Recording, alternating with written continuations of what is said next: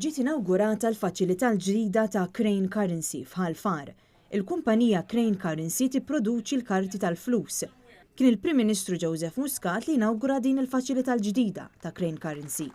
F'Diċembru Crane Currency inbiegħet lil Crane Co. trasferiment li l-Gvern approva.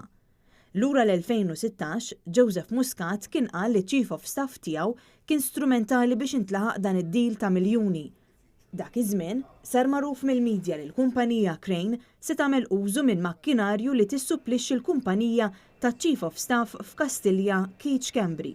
Sar anke magħruf li Crane Currency kienet ingħatat trattament favorevoli mill-Malta Enterprise sabiex tiftaħ f'Ħalfar.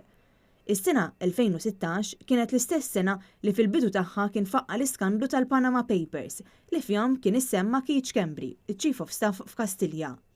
Dak iż-żmien il-Prim Ministru Joseph Muscat qal li ma jeżisti l-ebda konflitt ta' interess li Chief of Staff tiegħu sit il-kumpanija Casco Limited jissupplixxi l-makkinarju tal-kumpanija Crane Currency. Anzi, jistaqsi għaliex m'għandux ikun dan.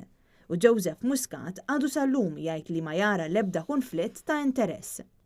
Matul iċ-ċerimonja tal-ftuħ tal-faċilità l-ġdida ta' Crane Currency, il-Prim Ministru qal li l-aħbar li Crane Currency se tinvesti f'Malta kienet waslet fi żmien li tħabbru tkeċċijiet mill-fabbrika De La Rue, kumpanija li wkoll tistampa l-flus.